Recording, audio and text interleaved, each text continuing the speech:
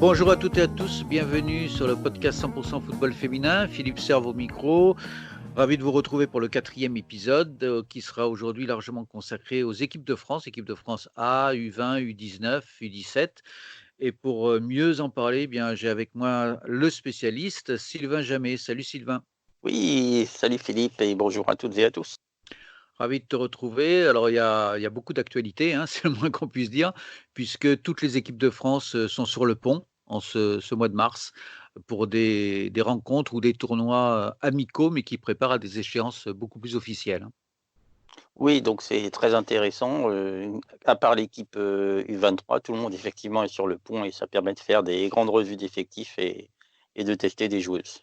Et On c'est un parle peu un peu- nouveau, non, cette équipe de France U23, ça, c'est pas destiné plutôt à remplacer l'équipe de France B qui, d'habitude, en ces périodes, joue notamment la Turkish Cup et qui là est absente. Oui, c'est le prolongement de l'équipe B, puisque en fait au niveau international, il y a beaucoup de nations qui utilisent les équipes U23, donc on s'est aligné avec tout le monde au bout du compte. Voilà, c'est bien ce qui me semblait aussi. Alors, on va commencer, tout seigneur, tout honneur, hein, par les A, les seniors, l'équipe de France A, qui est en train de disputer au moment où on enregistre. On est à la veille de la dernière journée du tournoi de France, première édition. Alors, une dernière journée qui va être très, très impactée, on en reparlera plus tard de manière générale, par le coronavirus, puisque les deux derniers matchs, donc France-Pays-Bas à Valenciennes et Brésil-Canada, qui doit se disputer à Calais, seront joués à huis clos. Donc voilà, c'est très, très ennuyeux, mais c'est comme ça. Et ce ne sont pas les seuls matchs évidemment dans notre pays à se disputer de cette manière-là. Donc l'équipe de France joue le tournoi de France, a joué 2 matchs, a remporté 2 victoires, ce qui lui assure la victoire finale, puisque ses adversaires ont soit été battus par la France, soit ont fait match nul entre elles. C'est le cas du Brésil et des Pays-Bas d'abord, et ensuite du Canada et des Pays-Bas également. Oui, donc au niveau du résultat en lui-même, c'est très, très bien pour l'équipe de France. On va parler un peu du jeu, c'est pas forcément aussi bien, mais le résultat en soi-même est forcément intéressant puisqu'il y a 2 victoires. Avant de parler justement de ces 2 matchs, je voudrais qu'on revienne un petit peu sur la sélection, autrement dit sur les joueuses appelées par, Corinne Diacre. Il n'y a pas eu vraiment de surprise, on peut dire. Enfin, je ne sais pas si tu es d'accord avec moi, sur toutes les joueuses qui ont été appelées. On s'attendait à ce que Gaëtane Tiné, ne fasse pas partie de la sélection. Alors, est-ce que c'est à cause de ses déclarations? J'aimerais avoir ton opinion là-dessus, sur le contenu de ces déclarations, hein, sur leur impact, ou bien est-ce que ça correspond à ce que Corinne Diacre a dit, c'est-à-dire qu'elle avait discuté avec, Gaëtane Tiné avant même la fin de l'année dernière, hein, en 2019, fin 2019, et qu'elle lui avait confié qu'elle ne comptait plus l'appeler systématiquement parce que, à la fois à cause de l'âge de Gaëtan Tiné, qu'il fallait commencer à regarder devant, et puis aussi parce que Tiné n'était plus tout à fait au niveau que souhaitait Corinne Diacre. Donc, absence de Gaëtan Tiné. Sur le reste, pas de surprise, hein, on a retrouvé toutes les joueuses habituelles. Oui, alors donc pour Gaëtan Tinet, pour moi, c'est pas lié aux déclarations, hein, franchement. Même si ça a pas dû faire plaisir à la sélectionneur, bon, il faut quand même se dire qu'elle est quand même plus proche de la retraite que du début de la carrière, donc il faut quand même penser à l'avenir et ça n'a rien de choquant à ce niveau-là. Après au niveau des déclarations, on voit quand même qu'il y a quand même beaucoup de monde qui a critiqué la coach, entre Gaëtane, Génie, Wendy, Amel un petit peu. Ça fait quand même beaucoup de monde, au bout du compte. Donc quelque part, il doit y avoir quand même une part de vérité dans tout ce que les joueuses disent. Ouais, je mettrais un bémol un peu, moi, par rapport à ce que tu dis. Dans les déclarations de Gaëtane que j'ai postées dans le dernier podcast, hein, intégralement, j'ai pas trouvé qu'elle attaquait vraiment, Corinne Diacre. C'est plutôt le système et on pourrait dire plus la fédération finalement, hein, qui est responsable du système du football féminin en France. Ce qui était d'ailleurs assez courageux puisqu'on rappelle quand même qu'elle est salariée, hein, de la fédération. C'était plus ça, j'ai eu l'impression, qu'une attaque, frontale contre Corinne Diacre. À l'inverse peut-être des attaques effectivement ou des critiques en tout cas, justifiées ou pas, de Wendy Renard, de Jenny Le Sommer, Oui, en fait, oui, enfin, elle dit quand même que certaines choses, n'étaient quand même pas géniales, au niveau de l'organisation, de l'équipe de France et la manière de la faire tourner donc après c'est vrai que c'est moins c'est moins dirigé que ses coéquipières lyonnaises, ça c'est clair aussi. Ouais, parce qu'elle met quand même en critique, le passé aussi, hein. Elle indique bien que ça remonte, pas seulement à aujourd'hui ou à hier, quoi. Ah oui, tout à fait et de toute façon, l'équipe de France, c'est tout sauf un sujet simple, hein. Peut-être qu'on va en parler plus tard, mais il y a quand même des raisons pour qu'on n'arrive pas à passer la barre des quarts de finale depuis Ouais, 2012, hein. C'est ouais, on va y revenir évidemment, oui. Donc dans la sélection retenue par Cohen Diacre, là, pour le tournoi de France, tu es d'accord? Pas de surprise? très bien de revoir Oulé Matar, Perle Moroni aussi, ça fait quand même, un bout de temps qu'elle était, quand même en train de progresser, donc c'est pas plus mal. Tout à fait, oui. Heu, donc il y a des gens qui réclament Lavogé, mais on a compris que Corinne Diacre n'aime pas trop Lavogé, tout comme Amraoui d'ailleurs. Est-ce que tu penses que c'est, Corinne Diacre qui aime pas, ce qui est très possible, hein, qui aime pas Lavogé ou Amraoui? Enfin, je pense surtout à Lavogé, hein, ou bien si la présence de Lavogé poserait un problème dans le groupe? Parce que bon, on se souvient que Lavogé est partie de Lyon avec pas mal de problèmes, justement à l'intérieur du groupe, entre elle et le groupe de joueuses. C'est une très bonne question. Alors là, je ne sais pas du tout, très franchement. Effectivement, on manque quand même du numéro 10, donc elle pourrait être utile sur le terrain. Après, C'est est-ce qu'il certain, y a oui. des choses extrasportives? Je ne sais pas trop, en fait.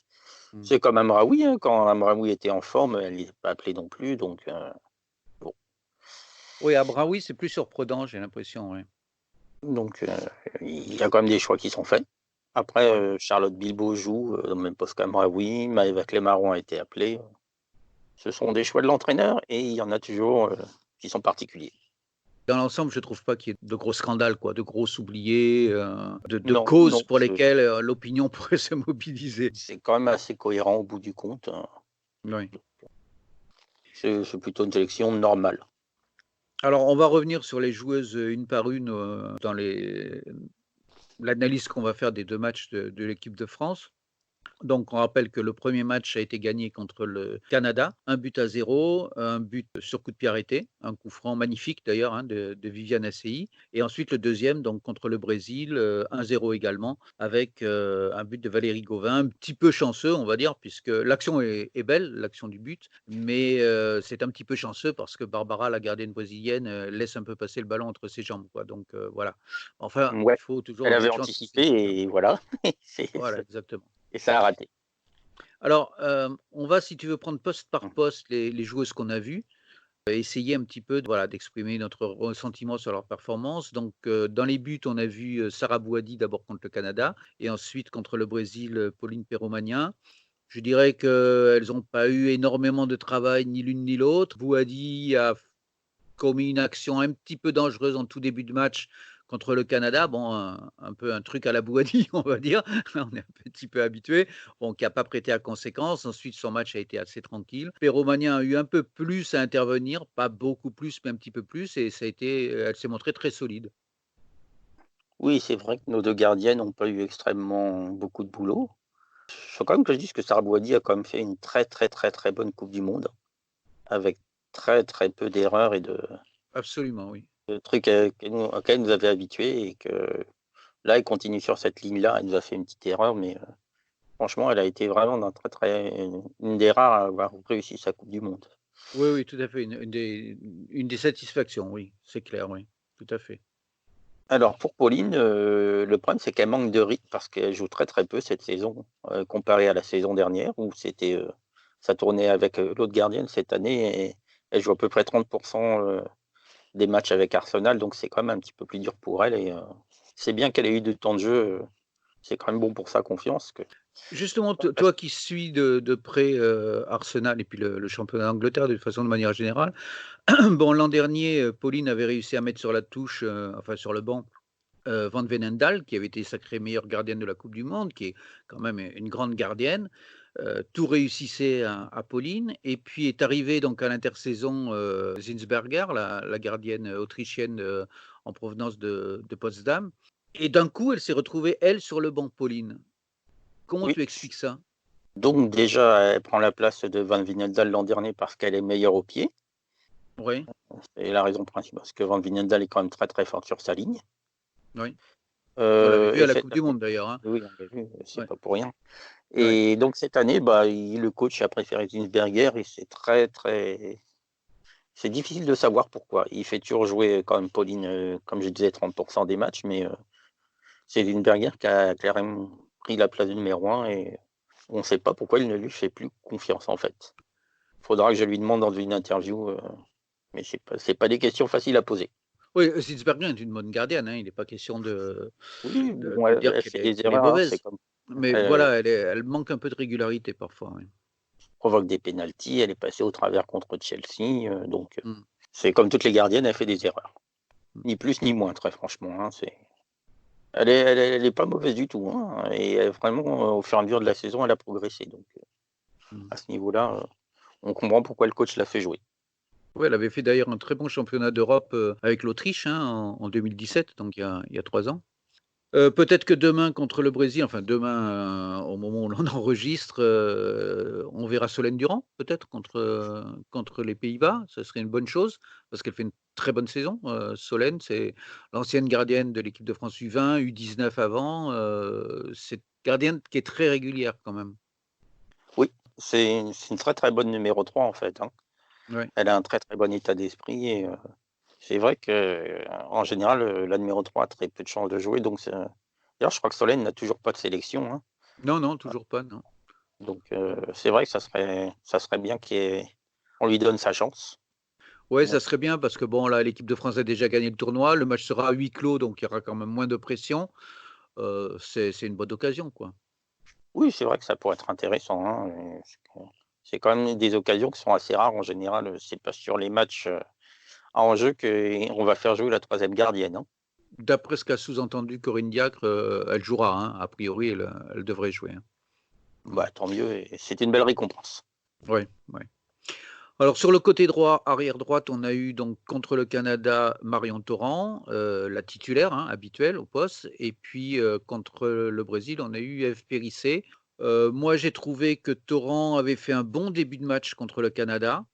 Comme toute l'équipe de France d'ailleurs, qui a fait un bon début de rencontre, en pressant énormément les Canadiennes sur leur but et Marion y a participé avec beaucoup de montées offensives et puis elle s'est éteinte, je trouve, au cours du match, et notamment en 2e mi-temps. Ça a été beaucoup plus difficile. J'ai eu l'impression qu'elle piochait physiquement, défensivement, même si elle a pas eu grand chose à faire, c'était plus difficile. Je l'ai sentie comme un peu à court de conditions, quoi, finalement. Oui, ce qui est normal vu qu'elle revient de blessure, hein, ça fait quand même un bout de temps qu'elle n'avait pas joué avec Montpellier, donc ça n'est pas surprenant du tout qu'elle manque un peu de fond. Ouais. Après, voilà, c'est une bonne joueuse régulière, mais quand on peut comparer à Eve, c'est le même profil, mais Eve est quand même un petit peu plus, offensive. Ce qu'elle a pas été tellement d'ailleurs, hein, contre le Brésil, j'ai trouvé, c'est ce qui m'a un peu déçu chez Eve justement contre le Brésil, c'est qu'on l'a pas trop vue monter alors que, comme tu dis, elle est intéressante quand elle le fait. Elle a une très bonne qualité de centre, Oui, peut-être meilleure que Marion. Bon, Marion oui, est bonne aussi dans les centres, mais Eve, ouais, est très bonne sur les centres, sur les coups de pied arrêtés également, surtout lorsqu'ils sont désaxés et on n'en a pas oui, trop profité. Elle était un petit p je sais pas, oui, je l'ai sentie un peu sur la réserve, quoi. bah, en fait, c'est surtout que le ballon partait, très souvent vers la gauche. Oui, ouais, c'est vrai que le Et le si jeu a le beaucoup porté jeu à gauche. est orienté, de l'autre côté, les joueuses du côté droit, Cascarino et Périsset, elles avaient droit aux miettes par moment. Ça s'est un peu rééquilibré ensuite, mais c'est vrai qu'on voyait quand même beaucoup de ballons qui partaient vers la gauche, vers Karchaoui, vers Majri, Oui. et vers le Sommer quand elles se déplaçaient vers le côté gauche. C'est assez traditionnel, hein, dans l'équipe de France que de pencher à gauche, quoi. Sinon, c'était quand même un peu mieux, hein, ça partait quand même aussi vers la droite, mais Est-ce que tu considères que bon, Torrent et Périssé sont les 2, je dirais les 2 titulaires, quoi, dans le groupe de l'équipe de France à ce poste-là, indiscutables? Ou est-ce que tu vois d'autres joueuses, ou une autre joueuse qui pourrait revendiquer, ou en tout cas venir s'imposer, comme une numéro 2, voire une numéro un, pourquoi pas? Personnellement, j'en vois pas, hein, au poste d'arrière il droit. faudrait que je réfléchisse un petit peu, mais elles Ouais. ont beaucoup d'avance. Je suis en train de penser aux équipes de jeunes et ah si, il y a Elisa de Almeida, effectivement. Elisa, donc, qui est blessée avec Montpellier, qui peut faire du très bon boulot comme arrière droit et je pense Mais qu'il va venir faire de la concurrence. que Corinne avait appelé comme défenseur central, je crois, non? Quand elle l'a Oui, appelé au dernier rassemblement, c'était comme défenseur central, hein. oui, mais bon, c'est comme Lilian Thuram, hein. Elle peut faire les deux postes sans aucun problème et c'est une joueuse à gros potentiel. Ouais, de toute façon, elle a fait ses sélections U19 et U20 d'Almeida au poste d'arrière droite, hein. Mhm. Oui, oui, parce Je me que souviens. Gilles Ekem l'avait replacé sur l'aile plutôt que dans l'axe, ce qui l'embêtait un petit peu d'ailleurs, la joueuse, mais bon, elle a l'habitude maintenant. À gauche, on a eu Sakina Karchaoui, donc la Montpelliéraine, et on a vu donc les débuts de Pearl Moroni qui est entrée en jeu contre le Brésil.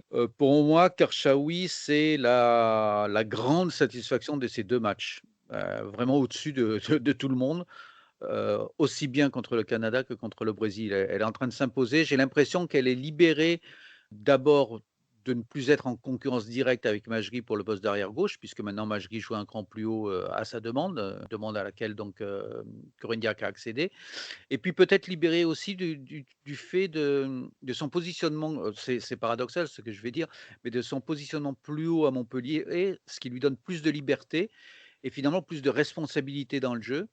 Et là, on a senti, enfin moi, c'est ce que j'ai ressenti contre le Canada et contre le Brésil, que justement, elle prenait des responsabilités qu'elle ne prenait pas forcément dans les matchs précédents avec les Bleus.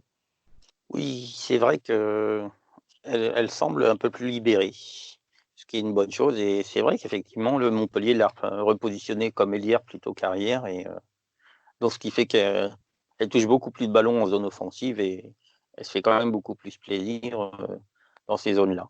Après, Ouais, sa coupe du monde, elle a été quand même assez ratée, il faut être honnête. Elle a très peu joué.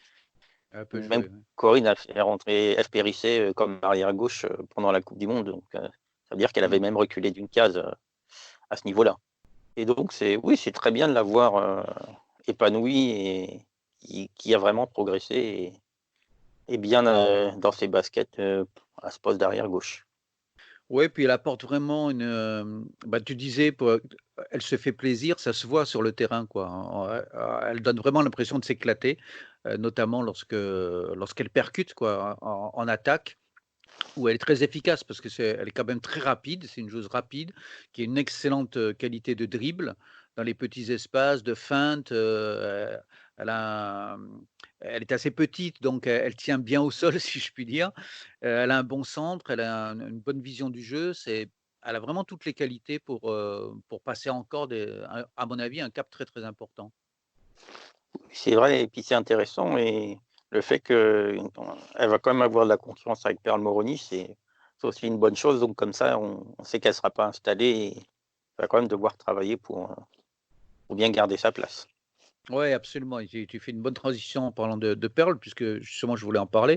Moi, je suis très, très content de voir Pearl Moroni parce que ça fait un moment que j'aime beaucoup cette joueuse. On l'avait vu donc avec les équipes de France jeunes, hein, U19, elle était championne d'Europe, si je me trompe pas, avec l'équipe de France U19, à Oui, Prague, c'est la lors de cette génération 96, ouais, c'est ça. voilà, lors de cette fameuse finale, C'était en inoubliable. Slovaquie, hein. C'était en Slovaquie, j'y étais, hein, dans le sous le déluge Ouais, le c'est match qui avait été interrompu combien? 2 ou 3 heures? Enfin, pendant 2 heures. c'était Ils nous très, avaient très même dit long. que c'était Ouais, fini. J'étais même rentré à l'hôtel et ils avaient repris le match, après. c'est ça, ouais. Moi, je suis arrivé C'était à l'hôtel. la finale contre l'Espagne, hein. C'était folklorique. Ouais, Donc oui, ouais. ce Perle est quand même, a quand même fait une très, très bonne saison la saison dernière. Elle aurait même pu être peut-être pu appeler un peu plus tôt. Mais comme, Oui, Amel, ouais. Majri était, aussi en défense à ce moment-là, c'est vrai que c'était compliqué d'appeler 3 joueuses, pour le poste Ouais. d'arrière gauche. Ouais, oui, tout à fait.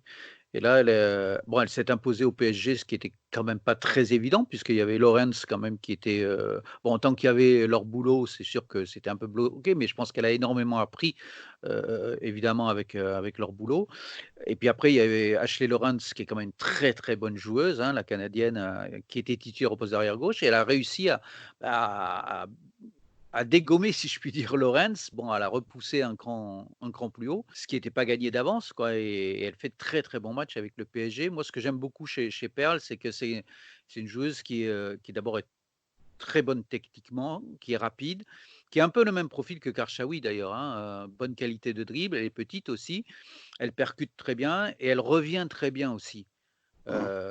En défense, ce qui est pas toujours évident chez les latérales. C'est peut-être le petit ouais, le petit reproche que je ferais à Eve Périssé, tu vois? Je trouve que Eve, quand elle monte, elle a du mal à revenir. Alors que des joueuses comme Karchaoui ou Moroni reviennent très, très vite, défendre, quoi. Oui, S c'est une question de pointe de vitesse, hein. Oui, oui, bien sûr, C'est quand même bien sûr. parfois un peu plus dur une fois qu'on est en haut de redescendre et d'aérobie. Et là, je pense que nos joueuses sur le côté gauche sont plus rapides que sur le côté droit, quoi. Oui, il y a aucun doute là-dessus. Mais bon, Ouais. c'est très bien, ça permet d'équilibrer l'équipe et de pas avoir, les latérales qui montent, des 2 côtés en même temps, comme le font, certains pays comme en Angleterre où ça gêne personne d'envoyer les 2 latéraux, en même temps en attaque.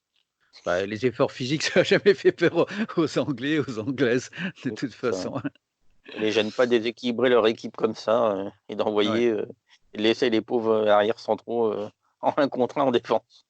qui sont en même temps pas les plus rapides, hein, Non, non plus, hein. Bon, c'est autre chose l'Angleterre, on y ouais. reviendra de toute façon. Défense centrale, donc on a eu la paire, habituelle, hein, des titulaires Mbok-Renard, contre le Canada et puis une paire, Renard-Tunkara contre le Brésil. Bon, contre le Canada, il y a pas eu grand-chose à faire parce que le Canada a quand même été franchement décevant, en attaque. Il y a eu une petite erreur, si on veut pinailler, hein, de Mbok et une autre de Renard, mais qui ont pas prêté conséquence. Bon, ça aurait pu, mais ça n'a pas prêté à conséquence. Mais dans l'ensemble, elles ont été solides et ont sûrement fait partie des meilleures joueuses du match du côté français. Oui, c'est vrai que le Canada était quand même, assez faible, hein, il faut le dire. Ouais.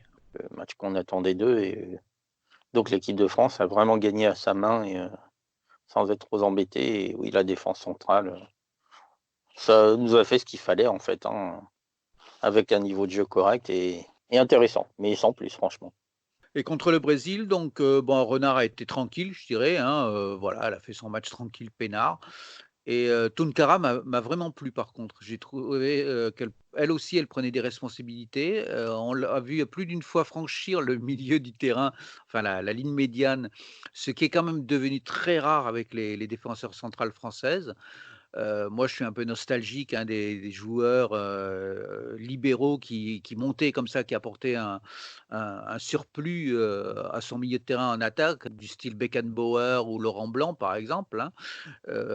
On a vu ça avec Gridjembok lorsqu'elle était à Guingamp. Elle était très douée pour faire ça, je rappelle de raids dévastateurs, de Mbok. Maintenant, on le voit plus tellement, Mbok, Renard, ça reste vraiment derrière, quoi et ça relance, tranquillement avec les milieux de terrain ou alors par des longues balles en avant. Mais ça prend pas vraiment de responsabilité pour franchir elle-même la ligne médiane et ça, on l'a vu avec Tunkara. Donc ça moi, ça m'a bien plu ça. Oui, c'est vrai que c'est rare, mais je pense que c'est des ordres tactiques, hein, je Ah bien sûr, bien sûr. pense qu'on leur dit de pas trop sortir et pour éviter de prendre des contres. Mmh. Parce que effectivement, c'est vrai que c'est toujours intéressant d'amener le surnombre et pour déséquilibrer l'adversaire, mais si on fait ça et que déjà nos 2 latérales sont très hautes, attention au retour de bâton sur les contre-attaques et je pense que Mmh. ça doit être le souci du staff. Mais c'est vrai que on aimerait bien, moi j'ai même vu Wendy Renard monter plusieurs fois quand même, hein, je sais plus si c'était le Canada et c'est vrai qu'elle est passée aussi la ligne médiane parce qu'il y avait pas trop de possibilités de passer la balle. Ah oui, c'était très très groupé devant, ouais. Oui, je rappelle que Tunkara quand même, hein, pour nos auditrices ou nos auditeurs, qui peut-être l'auraient oublié, joue en Espagne à l'Atlético Madrid et je pense qu'elle a déjà beaucoup progressé depuis qu'elle est à l'Atlético dans un autre championnat avec une autre manière de jouer où ça joue très vite aussi, hein, donc je pense qu'elle a passé un cap aussi Tunkara. Oui, elle a eu raison de partir à l'étranger, ça permet de progresser et c'est une très, très bonne chose et c'est très bien pour l'équipe de France aussi, hein. Ouais, c'est clairement la numéro 3 maintenant, hein, à ce poste-là. Oui, oui, c'est clairement, une des 2 titulaires est manquante, elle se met en place et il y a aucun problème, on n'a pas une perte de qualité du tout. Non. Alors la numéro 4 qu'on n'a pas encore vue, c'est Estelle Cascarino, donc qui est passée à l'intersaison, on le rappelle, hein, du Paris Football Club ex-Juvisy, à Bordeaux. On la verra peut-être, contre les Pays-Bas, enfin on devrait la voir. C'est la seule joueuse avec Solène Durand à pas eu à avoir encore de minutes de jeu, durant ce tournoi. Est-ce que pour toi, Estelle Cascareno, c'est l'indiscutable numéro 4 à ce poste-là? Ou est-ce que tu penses que dans un avenir très proche, enfin soit lors des prochains matchs, soit l'an prochain, je ne sais pas, une autre joueuse, devrait s'imposer à ce poste-là? Je pense qu'elle est là parce que Bordeaux fait un très bon début de saison et qu'elle a fait donc un très bon début de saison individuellement et c'est une récompense normale. Après, comme j'avais parlé d'Elisa de Almeida, je pense que de Almeida, va aussi entrer en concurrence et éventuellement, soit en arrière droit, soit en arrière central parce que c'est quand même une joueuse à gros potentiel donc il faudrait qu'Ascarino continue de progresser, ce qui est tout à fait possible, hein, pour rester en compétition, pour être la 4e arrière centrale. Celle qui aurait pu, à mon avis, les coiffer toutes les 2, c'était Maëlle Lacrar qui a fait une super saison l'an dernier, aussi bien avec Montpellier qu'avec l'équipe de France U19, hein. On rappelle qu'elle a été championne d'Europe. Malheureusement, bon, elle a perdu la confiance, on dirait, de l'entraîneur montpelliérain, puisqu'elle a perdu sa place de titulaire, notamment à cause de l'arrivée aussi de Almeida. La confiance est maintenue, en équipe de France jeune puisque, elle a été titulaire, là, on en parlera tout à l'heure, lors des 2 matchs de l'équipe de France U20, puisque maintenant elle est passée en U20, bien sûr. Tu penses qu'elle peut revenir? Parce que bon, enfin moi je connais bien Maëlle, je trouve que potentiellement c'est la plus douée de toutes. Je pense qu'elle joue quand même un peu avec Montpellier, elle est pas titulaire à tous les matchs, hein. Elle joue quand même pas mal, Elle joue un peu, mais beaucoup moins que l'an dernier quand même. L'an oui, elle dernier, est elle plus était titulaire, titulaire, hein. oui, elle est Ouais. plus titulaire, Elle avait après envoyé c'est Sambronde sur le banc. oui, surtout que Montpellier préparait, l'après, avec les départs de Sambrandt, Ouais. Jacobson et cetera et ils avaient commencé à anticiper et ils savaient qu'il y avait beaucoup de monde qui allait partir, dès le milieu de la saison donc ils avaient quand même décidé de promouvoir les jeunes. Donc oui, mais elle est très, très bien, mais il faut lui laisser le temps de grandir, hein. Elle est avec les U20, ça se passe bien. Elle est capitaine de temps en temps, donc il y a aucun problème, Gilles Kem lui fait confiance et elle fait ce qu'il faut. On verra Faut après la coupe du monde du vin, Oui, après la coupe du si monde elle du y vin, oui. explose ou pas, oui. Oui, parce Parce que qu'en bon, fait, il faut quand même qu'elle soit un petit peu plus rigoureuse, sur son placement de temps en temps. mmh. On sait que c'est une ancienne joueuse offensive, donc elle prend des libertés et ça va si, les milieux défensifs compensent derrière elle et c'est pas toujours le cas. Ouais, Mais bah, sinon, elle, oui, voilà, effectivement, elle oui, peut oui, jouer, elle part à l'assaut, il y a aucun problème. elle a eu une formation effectivement de milieu offensif avant d'arriver à l'OM. Bon, enfin, bon, quand elle est arrivée à 15 ans à l'OM et depuis elle joue toujours défenseur, hein. Oui et elle, elle s'intègre, effectivement, au jeu offensif sans aucun problème, grâce à sa qualité technique. OK, les milieux de terrain tels qu'on les a vus donc, lors des 2 matchs contre le Canada et le Brésil, donc il y avait, celles qui ont été retenues par Corinne Diacre dans le groupe pour le tournoi, c'était donc, Amandine Henry, la capitaine bien sûr, Charlotte Bilbao, tu en as parlé tout à l'heure et puis, Grace Guéillaureau, bien entendu et c'était finalement les 3 seuls en je ne sais pas si on peut mettre, Amel Majri comme milieu récupérateur, relayeuse comme le sont ces les 3 joueuses que je viens de citer quoi. Majri, c'est un profil encore un petit peu différent. Bon, c'est une joueuse offensive, soit axiale, soit à gauche, mais non, Ouais, c'est pas une relayeuse, hein. voilà. Même si elle peut jouer Donc dans ce rôle-là, sans aucun problème. Henry, je l'ai trouvé un petit peu sur la réserve aussi, bien sans plus, quoi. Enfin, quand on connaît la capacité d'Henry d'impacter énormément, dans les duels et cetera, c'était plutôt tranquille, quoi. Oui, bon après, c'est un tournoi amical, il y a des grosses échéances club, qui arrivent, et c'est tout sauf choquant. Après, elle fait son leadership, comme d'habitude et en plus, elle revient aussi, il y a eu une petite blessure cette année donc oui, puisqu'elle a manqué les rassemblements précédents en fait donc Oui, oui. elle fait ce qu'il faut, elle fait le travail et le métier, comme il faut, mais c'est vrai que c'est normal, c'est normal à ce niveau-là. Grace Guéillaureau, bien. Oui, en plus, bah, maintenant elle est titulaire maintenant que Bussaglia est parti. Ouais, je pense que ça va la libérer énormément aussi ça. Voilà, donc on sait, qu'elle fait quand même du bon travail, qu'elle a été très, très bien avec le PSG, ces dernières années et qu'effectivement la concurrence avec Bussaglia, c'était pas forcément bien passé pour elle. Mais Ouais. là, maintenant qu'elle est titulaire, elle prend les choses en main. On sait comment elle est, une grande joueuse technique et qui sera là Ouais, pour très longtemps. elle a un potentiel énorme, énorme. Oui, on peut donc qu'être très content qu'elle puisse enfin se libérer grâce à sa place de titulaire. Tout à fait. Alors Charlotte Bilbao, elle a frôlé le rouge quand même, hein. Et Oui, j'ai envie oui, de ouais et elle a j'ai mis envie de dire, du encore une fois, quoi. Bon, Bilbao, c'est une joueuse solide, elle a des qualités, mais moi, je suis toujours un peu sceptique parce que, c'est une joueuse qui est capable quand même de mettre beaucoup en danger son équipe par sa manière de gérer les duels qui sont quand même souvent au-dessus de ce qui est autorisé, quoi. Voilà et là, elle a eu quand même pas mal de chance de rester sur le terrain, je trouve, hein. oui, c'est une joueuse, qui met des coups, on peut quand même le dire. Oui, on peut le dire, oui. Et après, c'est une milieu défensif classique, et très franchement, on en a très peu des joueuses physiques en équipe de France. Bah, il y a Charlotte Bilbao et Keira Mraoui, en gros. Ouais et Amandine quand même, Amandine Henry, Oui, c'est mais une joueuse très Amandine, physique aussi. elle est fine aussi, techniquement, Ah oui, oui, bien sûr, mais enfin elle a un sur les duels, elle va au charbon quand oui, même, hein. mais Amandine, elle a un registre, très, très, très complet quand même. Oui, ah bah, elle est une classe au-dessus, ça c'est Oui, évident, oui. voilà.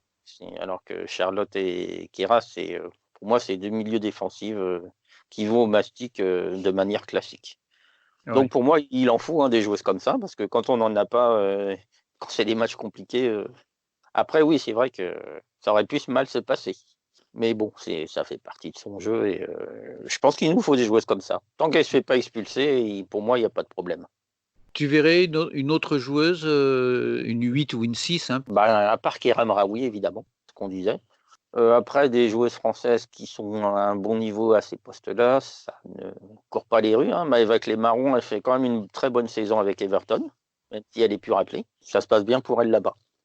Éventuellement, elle pourrait être là et dans le groupe, elle pourrait être appelée. Peut-être qu'elle va passer encore un cap parce que, j'ai vu qu'Everton allait mettre des moyens, enfin le club d'Everton, avait décidé de mettre des très gros moyens pour sa section féminine. Tu vas peut-être me le confirmer Oui, il y a eu et un donc c'est très bien. voilà, donc peut-être que les joueuses vont en profiter forcément, au niveau de la professionnalisation. Oui, ils sont déjà, au niveau de la professionnalisation, ils sont au top, hein, déjà. Ils s'entraînent, au centre d'entraînement des garçons et cetera. C'est au niveau administratif, ça va s'améliorer et ils vont avoir un plus gros budget pour le recrutement aussi, donc on pourrait voir arriver des stars à Everton, l'été prochain. Sachant qu'ils ont ramené Elerazo quand même, d'Australie, ce qui était déjà un gros coup pour eux. Ouais, c'est une bonne joueuse, ouais. Là, elle est blessée, Razo, donc elle a pas encore débuté, mais c'est quand même une d'avoir réussi à l'arracher à Portland, c'est quand même une bonne chose. Donc pour Clémaron, ben, on verra ce que ça donne, hein. Moi, je suis sa saison, donc ça se passe très bien. Dans le rôle, et ça, on va aborder un chapitre que je trouve très important pour cette équipe de France, c'est le rôle de la meneuse de jeu, ce qu'on appellerait traditionnellement la numéro 10 ou à la limite la 9,5, selon le contexte. Alors avant, l'équipe de France en avait 3 de qualité, remarquables qui étaient, Camille Abili, Gaëtane Tiné et évidemment Louisa Nessim. Abili et Nessim ont pris leur retraite, Tiné, on va dire qu'elle est en pré-retraite, on je ne sais pas si on la reverra en équipe de France et du coup, ben, j'ai l'impression qu'on n'a plus aucune véritable numéro 10, en France, quoi et donc plus Heu, aucune meneuse de jeu au sens classique du terme. Alors, contre le Canada, Corinne Diacre avait mis, Viviane Assey parce qu'elle l'a vue à Bordeaux jouer à ce poste-là et qu'elle l'avait trouvée satisfaisante.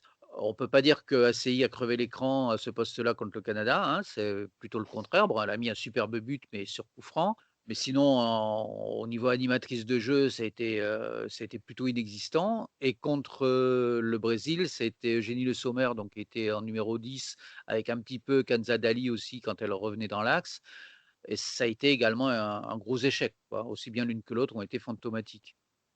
alors pour le match contre le Brésil, moi j'avais l'impression qu'on jouait en 4-4-2 en fait, classique, avec 2 attaquantes devant avec Gianni Toto et Assey et Majri sur les 2 ailes, hein. J'avais pas Heu, l'impression qu'Assey jouait en 10. Pas Diani, hein, contre le Brésil, elle a pas joué contre le Brésil. C'est pas Diani en attaque avec, Katoto? Contre le Canada, ça, c'était contre le Ah, c'est Canada. le Canada, oui, c'est ça, oui. Oui, Oui, Canada, c'est ça. Canada. Donc Canada, moi je voyais un 4-4-2 avec 2 ailières et 2 attaquantes et pas de numéro 10. J'ai pas vraiment vu ACI. Ah bon? Peut-être qu'elle se baladait entre les lignes plus que ce que je Ah, pensais. elle a joué beaucoup dans l'axe, hein, derrière les attaquantes, hein. D'accord. Ah, faudra que je revoie le match alors. Ouais, ouais, Mais c'est vrai revois le qu'elle m'a match pas parce que marqué comme numéro 10, hein. ah C'est- non, bah non, ça, elle aurait eu du mal, je pense, ouais. Donc en fait, moi ce que je pense, c'est que c'est vrai que Dali plus le Sommer devant une milieu défensive, ça a pas très bien marché, hein, faut être clair. Parce qu'en fait, en fait, quand on a 2 numéros 10, les 2 volent le ballon et il y en a qu'une qui peut l'avoir. Donc je suis sûr que si on regarde le nombre de ballons touchés, contre le Brésil, le Sommer a dû toucher au moins, 30-40 de plus que Dali, en fait, au bout du compte. Oui, Moi, je c'était mon pense. impression. Oui, oui, Ce qui elle a veut touché plus de ballons.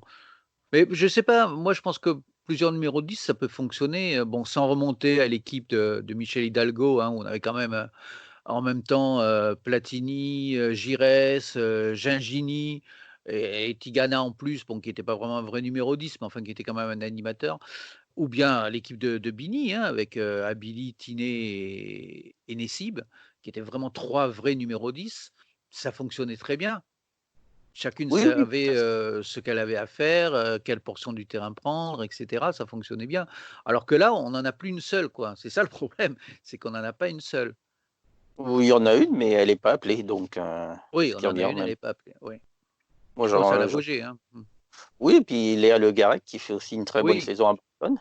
j'allais en parler justement, Léa Le Garec, qui avait été appelée à un moment, hein, par, Oui, c'est voilà, au début du mandat de Corinne Diacre. Bon, ça n'avait pas été très concluant. Bon, elle avait non. pas eu beaucoup de temps de jeu, même un petit peu quand même, mais bon, ça n'avait pas été concluant. Est-ce que depuis, elle a vraiment progressé, en Angleterre? Oui, ça se passe vraiment très, très bien aussi pour les en Angleterre. Donc elle apporte sa touche technique, au jeu de Brighton qui était quand même assez quand même défensif avec, Hope Powell qui est quand même, un entraîneur, défensif à la base. On se souvient de Donc la sélection anglaise, hein? Oui. voilà, Powell, on joue le contre et on a un bloc bas, et on ferme tout derrière. Donc Mmh. elle faisait la même chose avec Brighton et donc grâce à l'arrivée de Léa et quelques autres joueuses, Brighton est devenu une équipe qui est un peu plus offensive et qui marque des buts. Donc ça se passe vraiment bien et Léa progresse, physiquement, de manière évidente et donc moi je pense que ça serait bien qu'elle se fasse rappeler à un moment ou à un autre. Je ne sais pas si Ouais. ça va être possible, mais je pense que ça serait une bonne opportunité de voir si on veut jouer avec un système avec une numéro 10 parce que bon, on peut s'en passer, hein, très franchement. On peut jouer en 4-4-2 avec 2 ailières et 2 attaquants comme Diani et Katoto. Moi, je trouve ça très, très bien aussi. Ouais, mais il faut quand même quelqu'un qui soit capable de créer le jeu offensif, sans parler de numéro 10 parce que tout de suite ça brouille un peu les esprits, quoi. Il y a tellement de noms mythiques et cetera qui viennent en tête. Quelqu'un capable, oui, vraiment de créer et d'animer le jeu offensif. Oui, en fait, là, le problème, c'est que quand on a une joueuse en position offensive comme ça, c'est-à-dire qu'on en retire une autre ailleurs, dans un secteur du terrain. Donc, Ah, forcément, oui. c'est tout un problème d'équilibre d'équipe et il Mmh. faut vraiment que la joueuse qui prend le contrôle du jeu soit vraiment importante, sinon, ça déséquilibre tout. Donc, c'est là le problème Bah, il faut jouer pour ça, il faut qui n'est jouer pas facile à résoudre. en il faut jouer en 4-3-3. Je veux dire, tu joues en 4-3-3 avec, 2 milieux récupératrices qui pourraient être donc Henry et Gueyoro et puis le milieu axial qui est une numéro 10 en fait. Et puis après tu as 2 ailières, mais 2 vraies ailières et une avant-centre. C'est comme ça en Oui, ça, général que c'est joue l'équipe de France d'ailleurs, hein. le schéma classique. Oui, oui, c'est le Oui, schéma c'est le schéma classique. classique, bien sûr. Oui, après, non, on fait aussi le triangle renversé avec, une 6 et Giroud et Henry devant aussi, donc Ouais aussi, ça tout est possible. On ouais. a de la flexibilité, mais Mmh. de la créativité, pas forcément. Bon et c'est quand même un problème parce que, bah, c'est toujours la même chose, hein, c'est l'efficacité, qui nous manque encore un petit peu dans les 25-30 derniers mètres, quoi. Oui, mais ça, c'est la maladie de toutes les équipes de France, hein, Oui, on va on en peut le dire. reparler, hein, dans un moment, on va en reparler. Ce n'est pas que chez les Ce n'est pas que que chez les Hawks, ça ne marche pas très bien non, effectivement, l'attaque. effectivement.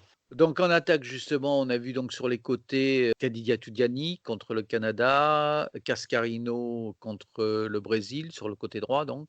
Diani a été assez décevante, j'ai trouvé contre le Canada. nettement en retrait de ce qu'on avait vu à la coupe du monde, par exemple, où elle avait fait une très bonne coupe du monde.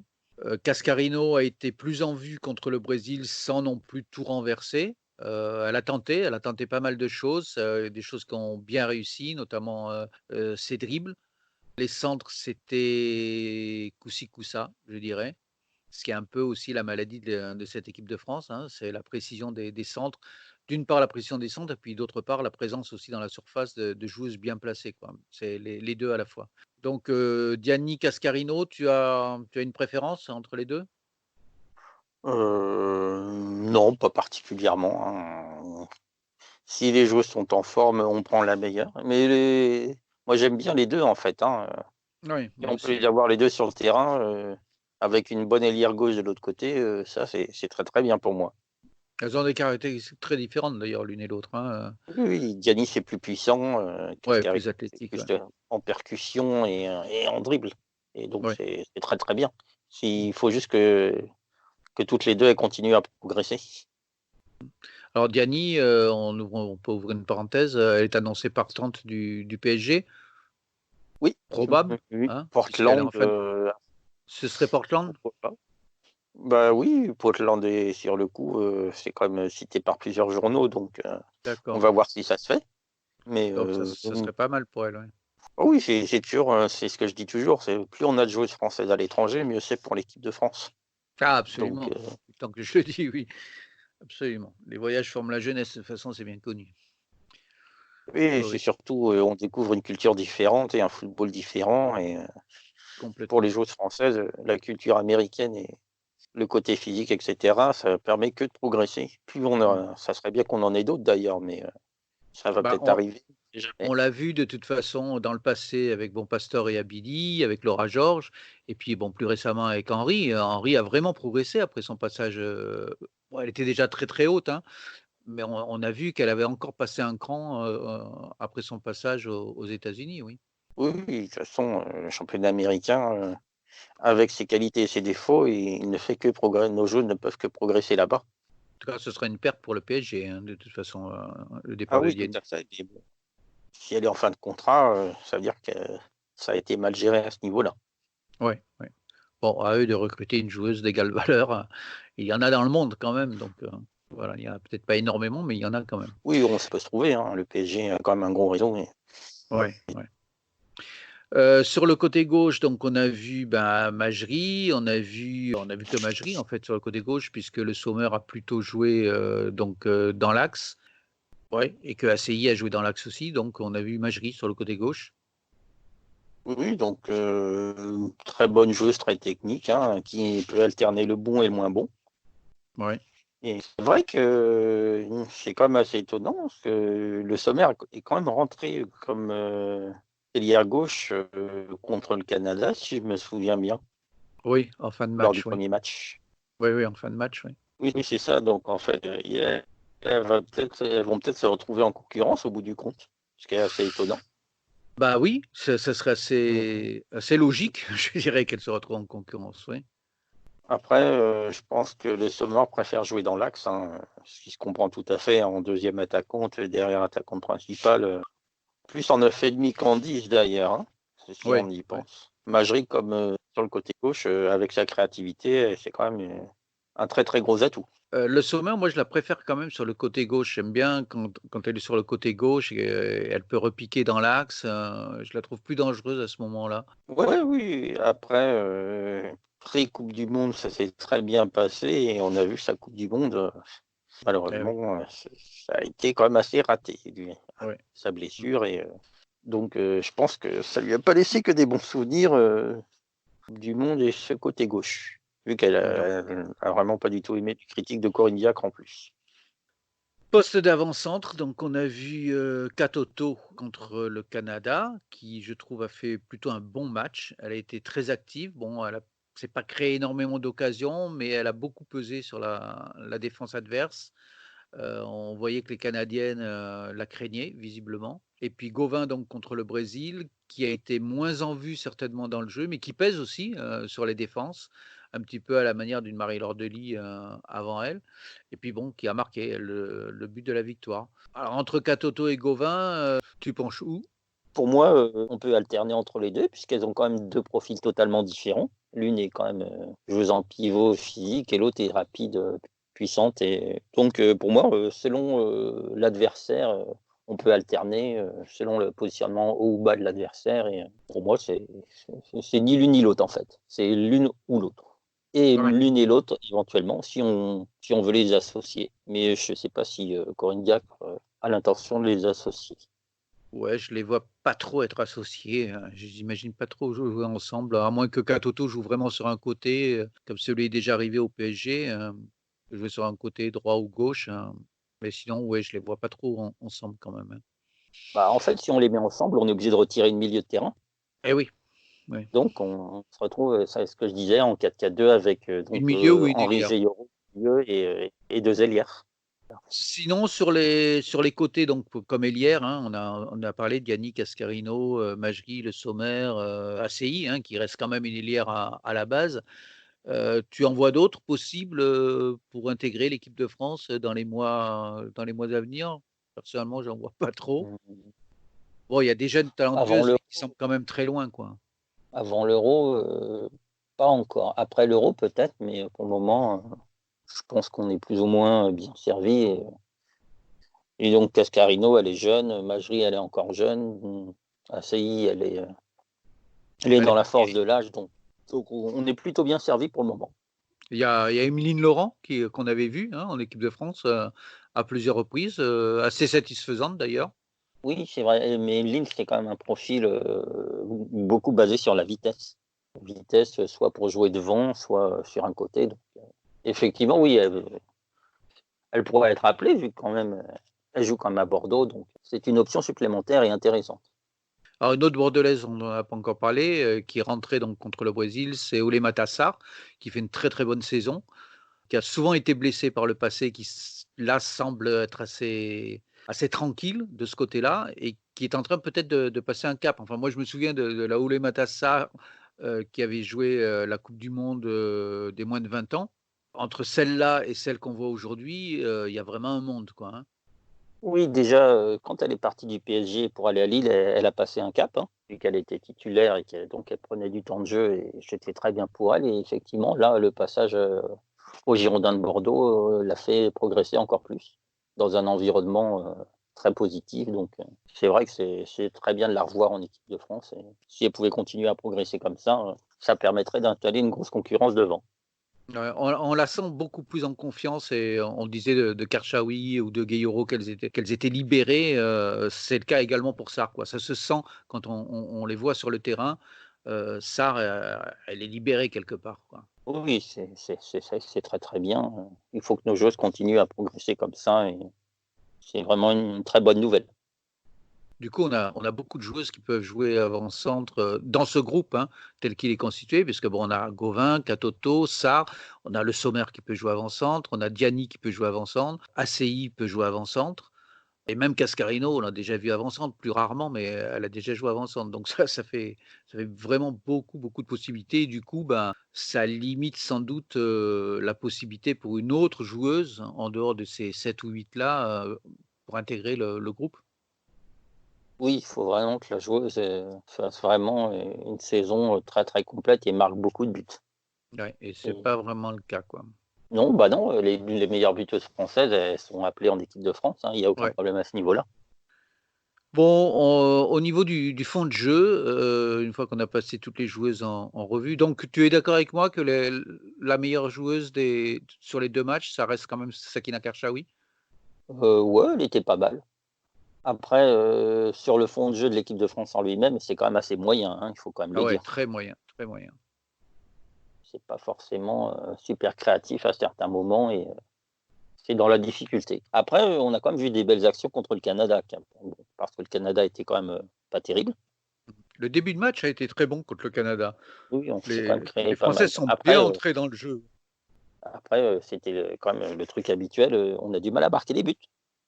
Ouais. Mais bon, oui, après dans le moment, je pense que oui, Karchaoui a été très bien. Après la coach a quand même fait tourner beaucoup de monde, donc il y en a quand même pas beaucoup qui ont fait les 2 matchs, en entier pour être jugés, Ouais. proprement. Mais c'est vrai que Karchaoui a été bien. Mais bon, et moi, ce que je dirais, c'est qu'il y a quand même du travail encore à faire au niveau du fond de jeu avant l'Euro. Alors justement, l'Euro, bon, c'est dans 1 an, ça se passera en Angleterre. Bon, on peut pas ne pas imaginer que l'équipe de France y soit, hein. Son adversaire principal, ça reste l'Autriche et quand même l'Autriche est largement à la portée de l'équipe de France qui doit aller, en Angleterre. Il faudra passer les quarts de finale. Voilà, on a on a cette malédiction des quarts de finale. Donc je rappelle, pour, nos auditrices et nos auditeurs, les parcours de l'équipe de France depuis 10 ans. Bah, en fait, depuis que l'équipe de France a pris l'habitude de passer les matchs de poule, quelles que soient les compétitions internationales. Donc Euro 2009, elle sort des poules pour la première fois, elle est éliminée en quart de finale par les Pays-Bas au tir au but, 0-0. Coupe du monde 2011, pour la première fois, elle sort des poules, elle élimine l'Angleterre, gros exploit en quart de finale au tir au but. Elle est éliminée en demi-finale, pas de honte, par les États-Unis et est battue pour la 3e place par la Suède, ce qui est pas non plus une honte. Jeux olympiques 2012 auxquels elle participe pour la première fois, elle sort des poules, elle élimine la Suède, donc beau résultat en quart de finale. Elle est éliminée par le Japon en demi-finale qui vient d'être sacré champion du monde, donc pas de honte. Et elle est battue malheureusement pour la médaille de bronze par le Canada au cours d'un match absolument mythique, on va dire. Euro 2013, elle sort des poules, elle est éliminée dès les quarts de finale par le Danemark, équipe moins bien classée au tir au but. Coupe du monde 2015, elle sort des poules, elle élimine la Corée du Sud normale en huitième de finale, elle est éliminée en quart par l'Allemagne au tir au but. Euro 2017, elle sort des poules, elle est éliminée Pas en oublier quart les de Jeux finale. Olympiques, Ah oui, les Jeux olympiques, bien sûr, pardon. Les Jeux olympiques 2016 à 2016, Rio, absolument, donc elle sort encore des poules. Elle est éliminée en quart de finale par le Canada, alors vraiment sans gloire aucune, encore une fois. encore une fois. 2017, en rebelote pour la énième fois, elle sort des poules, elle est éliminée en quart de finale par l'Angleterre. Et la Coupe du monde, donc à domicile, l'an dernier, elle sort des poules, elle élimine le Brésil difficilement après prolongation en huitième de finale, et elle est sortie par les États-Unis, champion du monde en titre, futur vainqueur, en quart de finale, ce qui en soi n'est pas une honte du tout. Mais cette équipe des États-Unis était quand même très prenable dans cette Coupe du monde, et donc ça laisse quand même un goût de regret, quoi. Donc on a une multiplication d'éliminations en quart de finale et un vrai mystère, quoi. Pourquoi est-ce que cette équipe, qui est quand même l'une des meilleures au monde dans le jeu pratiqué, n'arrive pas à passer ce cap, quoi? Quels que soient les sélectionneurs ou sélectionneuses, il faut quand même le rappeler aussi, quoi. Ah oui, effectivement, on a quand même eu 4 sélectionneurs différents ou sélectionneuses et tout le monde a échoué en quart de finale, à part Bruno Bini qui est arrivé 2 fois en demi-finale. Donc, c'est vrai que c'est désolant, mais comme me disait une confrère anglaise, vous savez, si vous perdez en quart de finale tout le temps, c'est que c'est le vrai niveau de votre équipe, en fait, hein. C'est pas un Et hasard, voilà en la fait. question. Une fois ou 2, ça fait un hasard et si c'est 5 ou 6 fois de suite, c'est plus un hasard, hein, malheureusement. C'est que c'est le Absolument. vrai niveau de notre équipe et c'est ça qui est désolant. Faut quand même le reconnaître. Et comme l'équipe est éliminée en général soit au tir au but, soit par un mastodonte comme les États-Unis, on pourrait dire que, bah, la place de l'équipe de France est cinquième, quoi, en gros. Ouais, on est autour de ça, au niveau des tournois, on fait pas mieux que 5e depuis très, très longtemps Ouais, et c'est depuis vrai que 2012. c'est des multiples causes, hein, on peut quand même le dire. Enfin, il y en Alors a qui sont quand même faciles à identifier, c'est qu'on n'arrive pas à marquer de but dans les grands matchs, oui, c'est pas nouveau malheureusement, parce qu'on n'a pas une très, très grande buteuse, faut être clair. On aurait eu Lotta Schelin, des années de Bruno Bini, on aurait Ada Hegerberg, maintenant et on aurait gagné quelque chose avec ces 2 joueuses-là, faut être clair. Ils auraient marqué les buts, qui nous ont manqué. Donc il y a aussi un problème mental et ça c'est pas facile à expliquer. alors est-ce que ce problème mental, parce que c'est la question quand même qui revient régulièrement sur le tapis, est dû au fait, puisqu'on a une équipe de France qui est quand même à grande majorité, et depuis des années et des années et des années, et c'est normal, à majorité lyonnaise. Est-ce que c'est dû au fait que, bah, Lyon se balade trop facilement sur notre championnat de France, qu'il est pas assez équilibré, qu'il y a pas assez de matchs, à grosse intensité, à part, 1 ou 2 dans la saison contre le PSG et encore pas à tous les coups, plus un ou 2 matchs maximum, en Ligue des Champions, la finale et peut-être une demi-finale et encore c'est pas non plus, à tous les coups. Donc est-ce que finalement, en conséquence, les joueuses n'ont pas assez l'habitude, de ces matchs à couteau tiré où il faut vraiment mettre les tripes sur le terrain, quoi? Je pense pas que ça se joue vraiment à ce niveau-là, à part pour les attaquants, quand il faut marquer des buts, vu qu'elles ont pas l'habitude, des matchs à pression. Ça c'est pour moi, ça Bah oui, c'est ça. c'est c'est l'une des mais pour les autres joueuses, c'est il y a pas la pression de l'erreur, par exemple, au niveau de la défense ou du milieu défensif qui a peur de perdre la balle et cetera, donc je pense pas que ça joue tant que ça, le fait que Lyon, domine le championnat de France. Parce que quand on Je regarde, par exemple, les joueuses des États-Unis, tous les matchs du championnat, des États-Unis, même si on retrouve les mêmes équipes au bout du compte, hein, North Carolina Courage, on va retrouver Seattle, on va retrouver Portland en général. Tous les matchs sont extrêmement acharnés. Je veux dire, hein, faut vraiment se battre, quoi, pour les gagner. C'est oui, pareil oui, en il y a de Bundesliga, l'intensité même physique. Wolfsburg qui domine de plus en plus le championnat. On sait que dans le championnat d'Allemagne, c'est quand même très, très physique, très, très relevé, même avec les petites équipes et pareil en Angleterre, semble-t-il. Tu me le confirmeras ou pas, mais c'est l'impression que ça donne. C'est surtout entre les gros que ça se bat, où c'est vraiment dur parce qu'en fait, les 9 équipes contre les gros, ils ont pris 2 points au total contre les 3 premiers. Oui, ils prennent pas les points, mais les matchs sont quand même disputés. Enfin, Ah au oui, moins oui, entre 4 équipes, quoi, donc ça fait quand même beaucoup de matchs dans la saison, ça en fait au moins 6 quoi. Déjà, pour chaque oui, équipe, oui, ça fait au moins déjà 6 matchs il y en difficiles. a il y en a il y en a une petite dizaine avec les matchs de coupe aussi, ouais. Voilà, ouais, en plus, il y a les matchs de coupe, de la Conti Cup aussi, ouais et la FA Cup, ouais. Oui, oui, donc il y en a oui, il y en a un peu plus pour les grosses équipes quand même, des matchs intéressants. Voilà et en France, bon, ça manque quand même, quoi. Oui, oui, il y a un petit manque, mais c'est en train de venir progressivement donc mais c'est vrai que c'est l'une des clés, en fait, c'est quand on fait, la somme de toutes les petites choses ensemble qui fait qu'on Eh échoue à oui, chaque fois, en fait, hein. oui. C'est vraiment un ensemble de petites choses, mises les unes à côté des autres et au bout du compte, ben, ça fait quart de finale et quart de finale et encore quart de finale. Ouais Donc et là, on s'aperçoit que c'est un peu trop facile de prendre les sélectionneurs ou sélectionneuses comme bouc émissaire et comme unique responsable des échecs, quoi. C'est pas possible. Quand ils échouent tous, de la ah même oui, tout à manière, fait et surtout, ce qui est important de noter, avec des méthodes de travail complètement différentes, en fait. oui, oui. C'est-à-dire que Aubigny avait sa méthode assez particulière, Philippe Bergerot est arrivé avec ses méthodes très, très professionnelles. Ça, on est arrivé au même résultat. Olivier Chouafny est arrivé avec ses méthodes aussi et Corinne Diacre arrive aussi donc c'est en fait, chacun est arrivé avec ses méthodes, son staff et cetera et on en arrive toujours au même point. Donc franchement, oui, les entraîneurs font des erreurs, mais ce ne sont pas les seuls en fait, au bout du compte.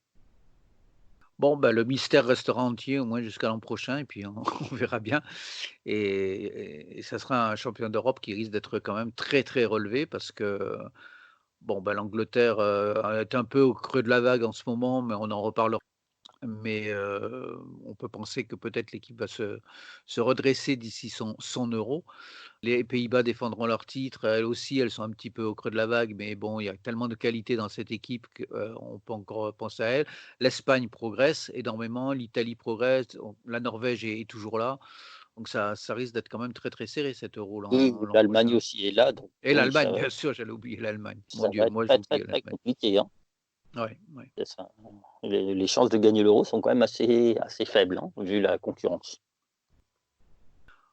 Bien, on clôt le chapitre de l'équipe de France A, si tu veux bien. Et Ouais, puis, à moins que tu aies encore quelque chose à ajouter? bah, non, hein, il faut travailler, c'est surtout ça. Il faut que les joueuses travaillent, que le staff travaille en harmonie avec les joueuses et on aura peut-être une petite chance d'aller au bout. Voilà, alors je rappelle les prochains rendez-vous, hein, de l'équipe de France A. Bon, à part le match, bien sûr, contre les Pays-Bas, donc à huis clos à Valenciennes pour terminer le tournoi de France déjà remporté. Ce sera en avril, du 6, au 15 avril. On n'a pas encore si on a les dates, le 10 avril contre la Macédoine du Nord et 4 jours plus tard en Autriche. Ce seront 2 matchs pour les éliminatoires donc de l'Euro dont on vient de parler. Et puis ensuite, il n'y aura pas de match en mai, mais en juin, enfin a priori, il y a pas de match en mai et en juin, le 5 juin, on reçoit l'Autriche et le 9 juin, on reçoit le Kazakhstan, donc toujours pour les éliminatoires de l'Euro 2021. Voilà. Oui, donc le match du 10 avril, ça sera à Dijon. Oui, Le, ce sera Dijon, oui.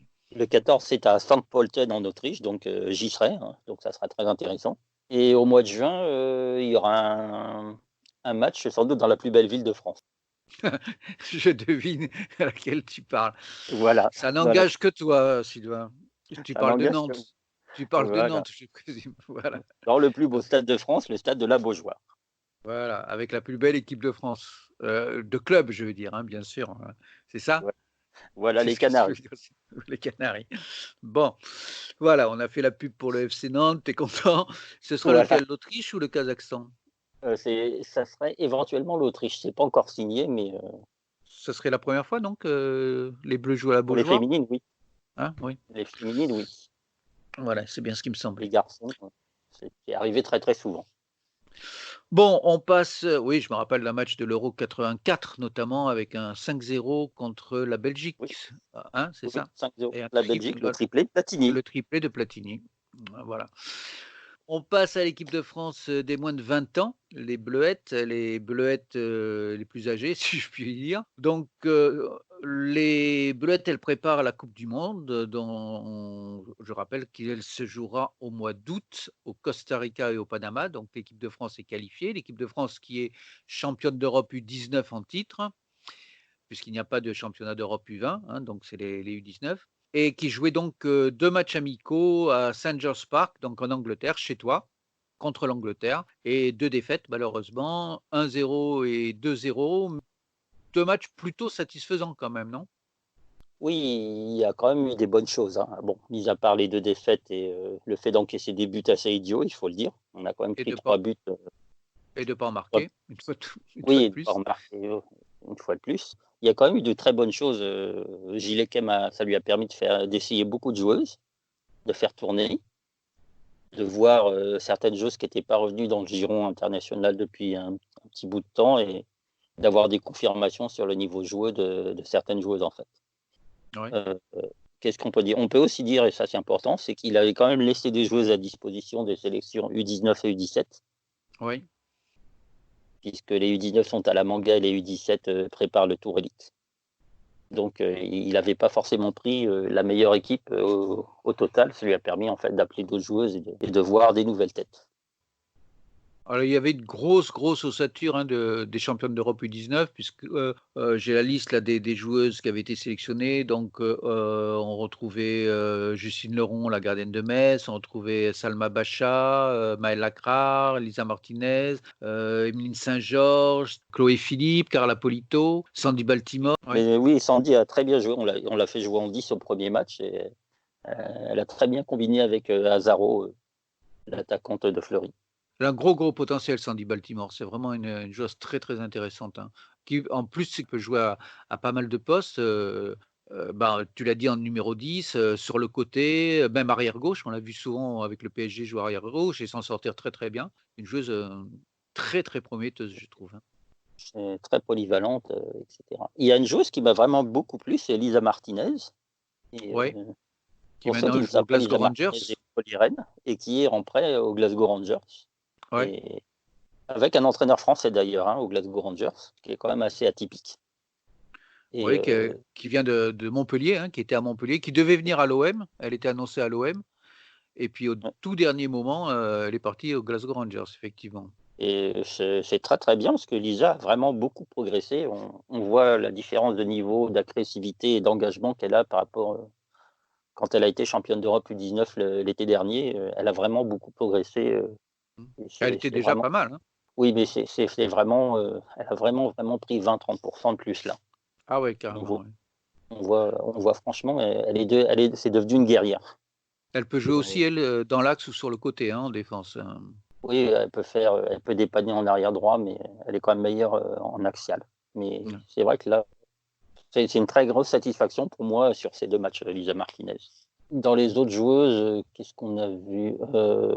Gilles a vraiment fait beaucoup tourner vu qui toutes les joueuses à part une ont été titularisées au moins une fois. Ça a permis de faire une belle revue d'effectifs. Nos championnes d'Europe ont eu un niveau correct. Le problème de l'équipe de France, c'est que les joueuses françaises, et je le vois à tous les niveaux d'équipe de jeunes, les joueuses n'ont pas l'habitude de se faire rentrer dedans, que quand on va au contact, on finit souvent par terre au début. Au niveau de l'impact physique et de l'agressivité, le championnat de France est quand même pas du tout, prépare pas du tout aux joutes internationales à ce niveau-là, malheureusement. Et ça, Bah, je le vois à tous les niveaux, hein, les équipes de bah, jeunes. d'ailleurs, ça transpire dans les propos en général des joueuses étrangères qui viennent jouer en France et qui mettent toujours l'accent sur la qualité technique et tactique du championnat, mais jamais sur les qualités physiques. Ah oui, tout à Donc fait. c'est révélateur, quoi.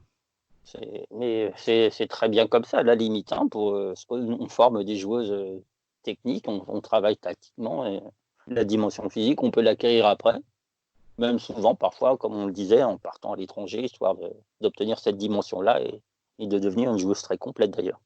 Donc franchement, en plus, ce que les Anglaises, elles avaient annoncé une équipe U21, mais enfin, il y avait des joueuses qui avaient 22 ans, donc Ah, d'accord, il était plus âgé. Oui. en fait, ils avaient quand même pas mal de joueuses qui avaient fait la finale de la Coupe du Monde, pour la médaille de bronze à la Coupe du Monde U20 en 2018. Et donc des 98 en fait, alors que nos joueuses sont des 2000. Est-ce que c'était des joueuses qui ont une expérience de la D1 anglaise? Ah oui, oui, la Oui, plupart des joueuses dans cette équipe-là, enfin les 11 titulaires, parce que l'Angleterre n'a pas changé son 11. oui. Les 11 titulaires, effectivement, c'est des joueuses de D1 ou qui sont à la fac américaine, dans des très bonnes facs. D'accord, donc ont déjà vraiment un niveau très très acceptable, quoi. Oui, oui, ça jouait très très bien côté anglais. C'est pas pour rien qu'ils nous ont mis en difficulté. Et c'est très très bien d'ailleurs, hein. C'est pour ça que c'est très positif, même s'il y a eu 2 défaites, c'est que ça permet aux joueuses de découvrir, pour celles qui découvrent le haut niveau et le haut niveau international où on ne fait pas de cadeaux et on n'est pas gentil quand on vient prendre un ballon. Et il y avait quand même dans l'équipe de France pas mal de joueuses qui ont participé à la Coupe du Monde U20 de l'an dernier. Il y a Euh, 2 ans, pardon.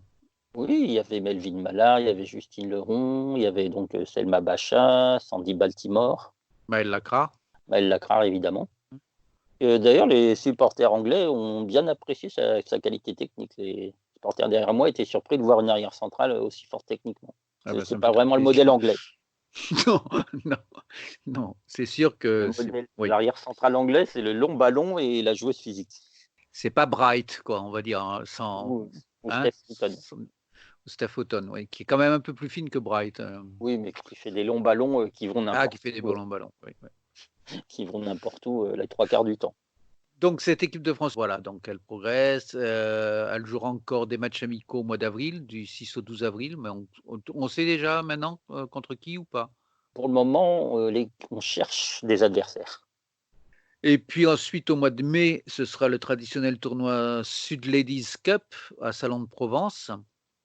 Donc en Et général, là, 4 équipes, hein. l'an dernier, il y en avait un peu plus, mais cette année, il n'y aura pas l'équipe de France, malheureusement. Ah bon? Elle participera pas finalement? Non, parce qu'en fait, le tournoi a lieu entre l'avant-dernière et la dernière journée de championnat. Ah d'accord, Donc, d'accord. on voit mal les équipes libérer leurs joueuses pour l'avant-dernière et la dernière journée de Ouais, championnat. ouais, ouais, ouais, Donc, effectivement. l'équipe de France U20 ne sera pas à la suite des 10 Cup, malheureusement. D'accord, donc sa participation est annulée. Voilà, et ça fera au mois de juin, on aura des matchs amicaux. Bien sûr, et ensuite la coupe du monde, donc au Costa Rica et au Panama. Tel que tu vois les choses, l'équipe de France peut prétendre à être une des favorites pour cette coupe du monde? Ce Euh, qu'elle a pris l'habitude quand même d'être, hein, depuis oui, quelques normalement, éditions, hein. atteindre au moins les quarts de finale. Ah, les quarts de finale, les fameux quarts de finale des seniors. Oui, oui, enfin là on a une belle équipe et comme je disais, Gilles Kem avait quand même laissé à disposition des joueuses en U19 et en U17, donc Ouais. à la coupe du monde, il récupérera son effectif au complet et on aura une très, très belle équipe. Donc je pense qu'on visera au minimum les demi-finales.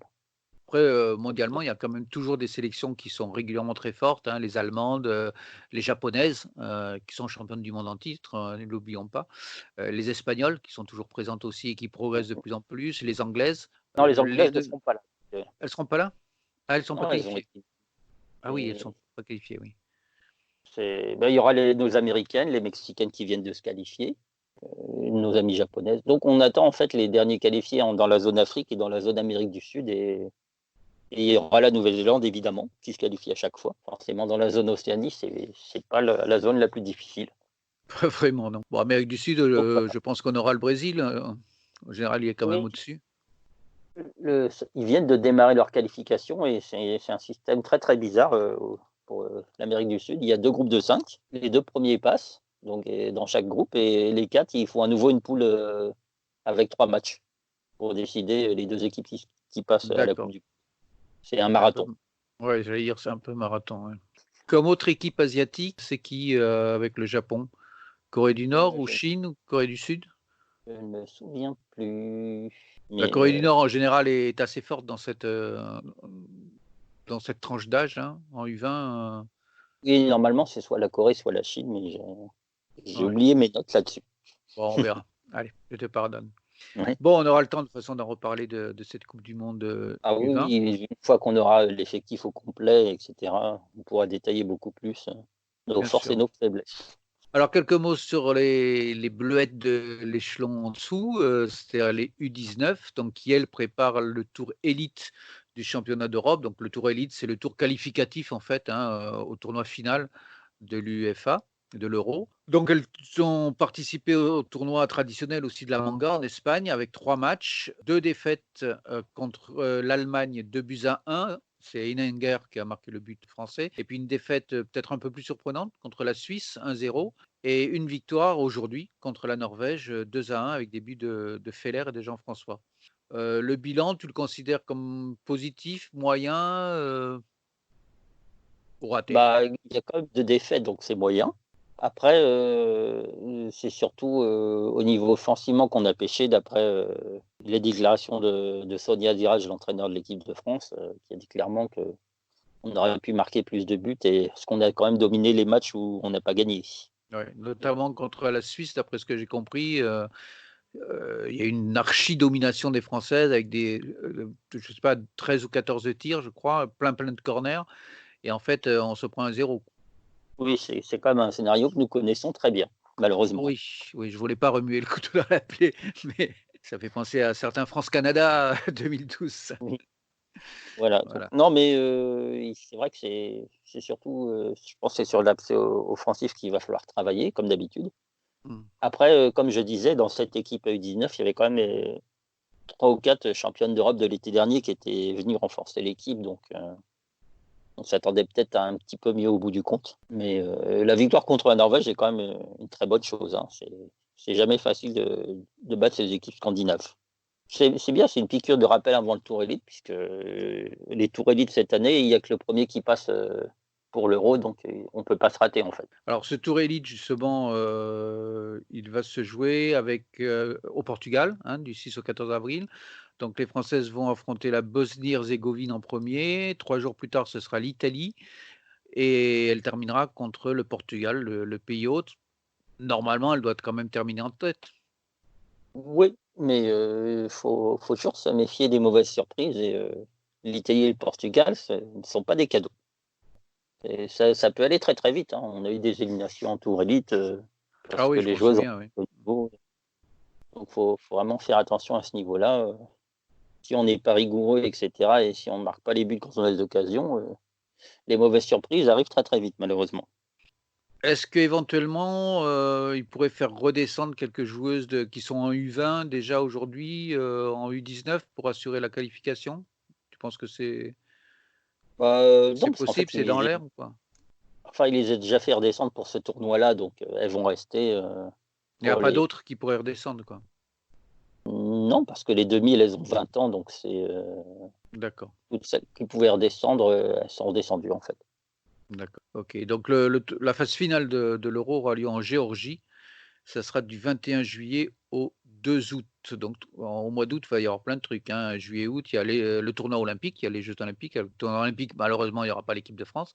On en reparlera d'ici là, bien sûr. Il y aura donc la coupe du monde U20 et l'Euro U19. Ça va se multiplier les grands tournois. Ça peut doubler, les U19 et U20 vu que ça se chevauche les dates. On va être obligé de choisir, où on envoie les joueuses, en fait. Absolument. Bah, le plus important, c'est quand même la coupe du monde U20, non? Oui, donc On est d'accord? certaines joueuses du U19, vont jouer la coupe du monde U20 logiquement. Des joueuses comme Feller, par exemple, Voilà. Feller, Jean-François, Edinger, voilà, les 3 qui ont marqué d'ailleurs, hein, à la Manga, risquent de remonter Logiquement, en oui. U20, ouais. Ouais. Elles vont remonter en U20 pour la Coupe du monde. Les plus petites bleuettes, enfin, c'est pas les toutes petites parce que les petites, c'est les U16, mais les U17, donc jouent dans quelques jours. Voilà, j'ai hésité, elles aussi à St. George's Park, hein, comme l'ont fait les U20. Donc chez toi, je suppose que tu vas aller les voir. 16, 19 et 22 mars, donc 3 matchs en 6 jours contre le Pays de Galles, la Slovaquie et l'Angleterre. Et c'est là aussi le tour élite, donc qualificatif pour l'Euro, de la catégorie, donc l'Euro U17, dont le tournoi final se jouera en Suède au mois de mai. En Inde, c'est la coupe du monde U17, du 2 au 21 novembre. Donc pour aller à la coupe du monde, il faut être dans les demi-finalistes, c'est ça, de l'Euro? 3 premières. Les 3 premières, les 3 Ouais, premières. il y a 3 places pour l'Europe, donc faut Déjà, il va falloir y aller en Suède, jouer le oui, tournoi oui. final parce que Pays de Galles, Slovaquie, Angleterre, là, c'est vraiment pas gagné d'avance, hein. C'est pas un cadeau du tout. Mmh. C'est le Pays de Galles et la Slovaquie, ça passe, hein, faut être clair, c'est à notre Ouais, portée. et l'Angleterre, chez elle. C'est un très, très gros morceau parce que l'Angleterre a quand même 3 4 joueuses qui ont quelques matchs en D1 et leur avant-centre, elle a marqué avec Chelsea en championnat, il y a un mois. D'accord. Qui c'est? C'est la petite, Orman. C'est Orman. On va essayer de retenir le nom, ouais. et donc elle a marqué bon, Chelsea a gagné 8-0 ce jour-là, mais faut quand même le marquer le but, hein, quand Oui, on a oui, bien 17 ans sûr. Mais déjà, et faut ils ont faut être appelé. Elle est appelée dans l'équipe, donc oui, ça prouve sa valeur de toute façon, hein. oui, parce que quand même, Chelsea a quand même 25 pros de très haut niveau, donc les joueuses de l'académie, sur le banc, c'est quand même que la joueuse est quand même d'un certain niveau et donc il y en a plusieurs, joueuses de cette équipe U17 qui sont dans des équipes de D1, qui font le banc et qui rentrent de temps en temps, donc ça veut dire que ça sera un adversaire, très délicat. Cette équipe 1 qui est pas mal, hein, franchement, Il faut terminer en tête oui, pour être qualifié. faut Voilà, il faut gagner le gagner groupe, hein. gagner le groupe, donc c'est pas facile. Mais on a quand même une équipe qui est quand même assez solide, hein, puisqu'on vient de battre l'Allemagne en match amical. Voilà, j'allais le dire, donc c'était le 19 février dernier à Clairefontaine et l'Allemagne menait 3-0 et les Bleuettes ont gagné 4-3 à la fin. Et remonter 3 buts et même mieux, face à une sélection allemande, que ce soit chez les garçons ou chez les filles, c'est pas tous les jours, hein. Non, ça n'arrive jamais pour être honnête. Oui, C'est oui. En général, c'est les Allemands qui font ça plutôt ou les Allemandes, oui, non, c'est sûr. c'est un peu leur spécialité, quoi. Oui, oui, on a été très surpris, à 3-0 que les filles réussissent à remonter ça et à redresser la barre et à finir par gagner, Après, quand on est revenu à 3-2, on a senti que les Allemandes étaient en train de craquer, mentalement. Ça franchement, c'est très, très bien, ça, c'est de bon augure et on a quand même de très bonnes joueuses. On a, forcément Vicky Béchot qui est quand même championne d'Europe U19. J'allais la citer, oui, elle, c'est vraiment un gros, gros espoir du football français, Béchot, hein. C'est vrai qu'au niveau U17, c'est un monstre et elle se promène, hein, franchement, physiquement, Bah, déjà, elle c'est était pas de très à défaut. l'aise Oui, à l'Euro U19, elle était chez elle, quoi. Enfin, je veux dire, oui, oui, c'est physiquement, elle met la misère aux défenseurs adverses, hein. ouais, ouais. C'est quand même très, très ensuite, on a aussi une joueuse qui est très, très forte en attaque, c'est Noémie Mouchon qui joue au LOSC, qui est aussi, qui donc est titulaire au LOSC en 2e division et qui marque pas mal de buts. Je crois qu'elle en a déjà mis 9 cette saison en D2. Pas mal, oui. Entre Vicky Béchot et Noémie Mouchon, on a quand même une belle équipe. Est-ce qu'il y aurait des joueuses de U19 qui pourraient redescendre, qui ont l'âge pour redescendre pour le tournoi élite, pour le tour élite, vu que les U19 ne joueront pas, au mois de mars? Enfin, oui, non, mais c'est dans quelques jours, oui, donc je Oui, pense que c'est bah, encore en court fait, oui, peut-être. la seule joueuse qui est redescendue, c'est Vicky Béchot, qui est comme une U20 là, plus ou moins et que font faire descendre, c'est la seule en fait, Les autres joueuses sont des joueuses de la catégorie d'âge normale qui sont pas surclassées, dans les catégories au-dessus. Béchot, elle a 16 ans seulement, non? Heu, Elle est encore très jeune, elle 16 ans? aura 17 ans en 2020, Ouais, c'est donc ça, oui, elle elle a a pas encore encore 16 ans 17 ans. 16 Ouais, ans et ouais, demi. c'est ça. Oui, elle avait 15 ans pendant l'Euro, oui. Oui, il faut la laisser grandir tranquillement et je pense que le PSG, la gère très bien d'ailleurs. Mmh. Mais oui, c'est quand même notre atout numéro 1 en attaque, là, les Anglais, sont au courant et vont faire attention. Donc ça sera, un très beau tour élite pour nos joueuses et un très gros challenge. Ben déjà, si on réussit à sortir l'Angleterre, Ouais, ça sera un gros adversaire en moins aussi pour la phase finale, quoi. oui, voilà. Et oui, ça serait aussi, si on passe, ça sera bien et on aura une chance d'aller à la Coupe du Monde en Inde, ce qui est quand même le but pour permettre aux joueuses d'apprendre. Oui, surtout que Et- ça fait un moment quand même que l'équipe de France n'est pas allée en phase finale de Coupe du Monde, il me semble, hein. oui, Je sais pas si c'est pas depuis la victoire en 2012. oui, parce que l'année d'après, on s'est ramassé en 2013 et Ouais. la saison d'après avec Sandrine Soudéran, on n'est pas allé très très loin. Non, non, je crois qu'on les a pas vus en phase finale depuis le sacre de 2012, quoi. Avec la génération dorée, hein, les Mbok, Cascarino, Tunkara, enfin, il y en avait Oui, un on a paquet, raté un le coche à chaque fois Gueye-Yoro, pour les Coupes du Monde. Oui, il y avait une très très, très belle équipe. C'est vrai que oui, grosse équipe. en U17, la dernière fois, c'était le titre. Donc Ouais. ça remonte à loin.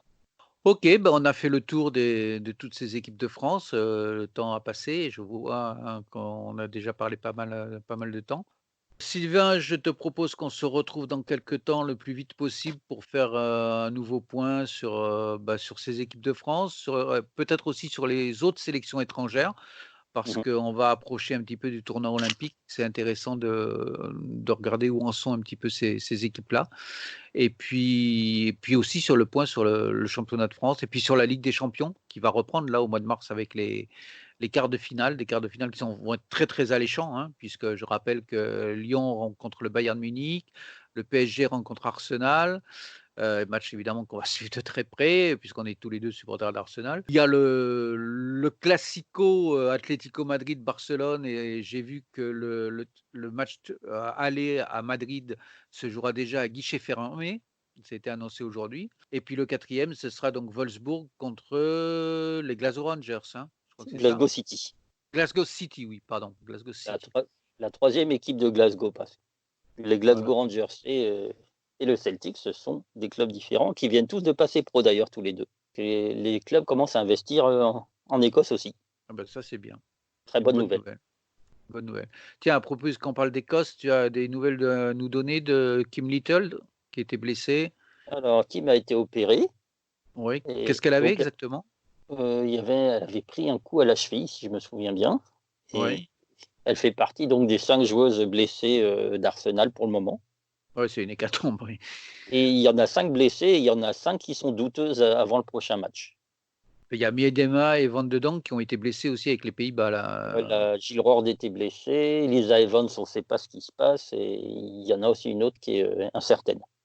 D'accord. Et donc Little, elle devrait revenir quand? Le club ne veut pas nous le dire. D'accord.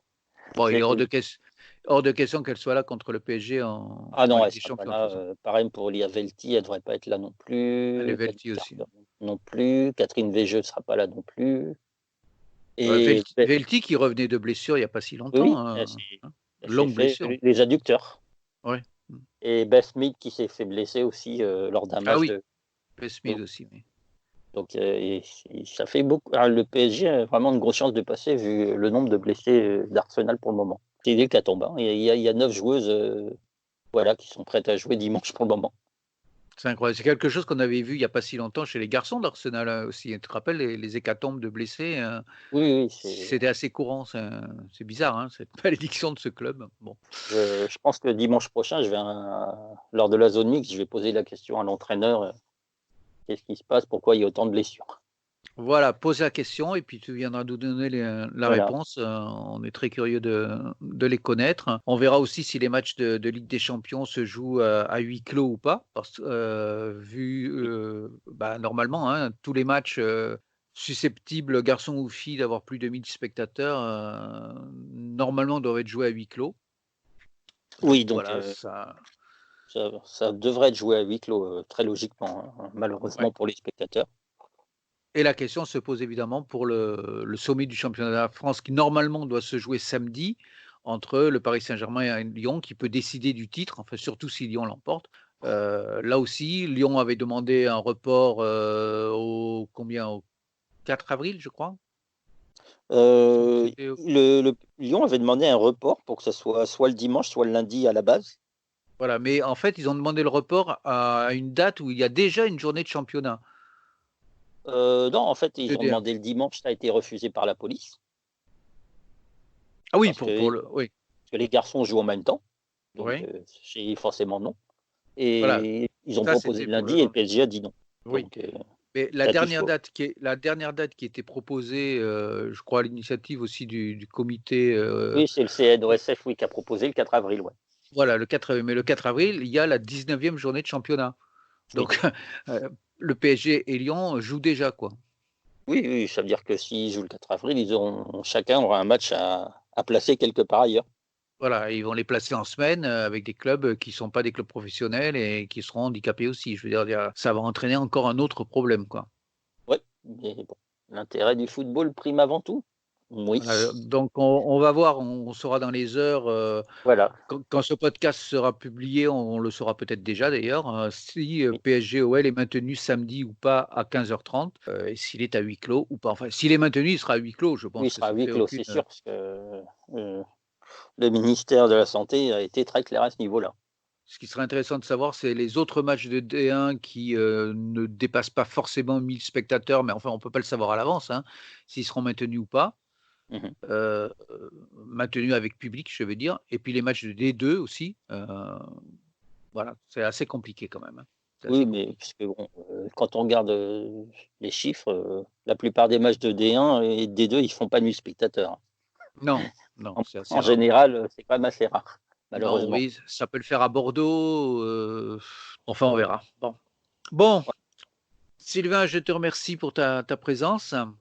Pas de Et problème, hein. Toujours un tes plaisir. éclairages, et puis, bah, j'espère bien, oui, parce que si tu venais en plus avec du déplaisir, ça serait terrible. Donc je te propose qu'on se retrouve très rapidement, on fixera la date, peut-être avant les 15 jours réguliers, puisque là, on avait pris un peu de retard pour le 4e épisode, et puis qu'il va y avoir aussi beaucoup d'échéances, hein, la fin du tournoi de France, la fin de on n'en a pas parlé de la She Believes Cup et du tournoi d'Algarve. Donc ce fameux PSG-OL s'il se dispute, la Ligue des champions qui arrive donc le 25 mars pour les matchs allés et le 1er avril la semaine suivante pour les matchs retour. Donc voilà, ça va se précipiter et je te propose qu'on se retrouve assez rapidement. Ouais, pas de problème. Très bien, eh bien merci beaucoup et à bientôt. Et puis pour nos auditrices et nos auditeurs, je leur rappelle, n'hésitez pas à commenter, à critiquer ce podcast. Vous savez où, ce sera marqué de toute façon. Voilà, et proposer, si vous avez des idées de thèmes, de discussions, de questions, tout ce que vous avez envie de dire, vous le dites. Voilà, à Vous pouvez bientôt. même dire qu'on n'aime pas votre club si vous voulez. Voilà, Nantes par exemple, si vous n'aimez pas le FC Nantes, n'hésitez pas à le dire. Venez vous plaindre. À bientôt. Allez, au revoir.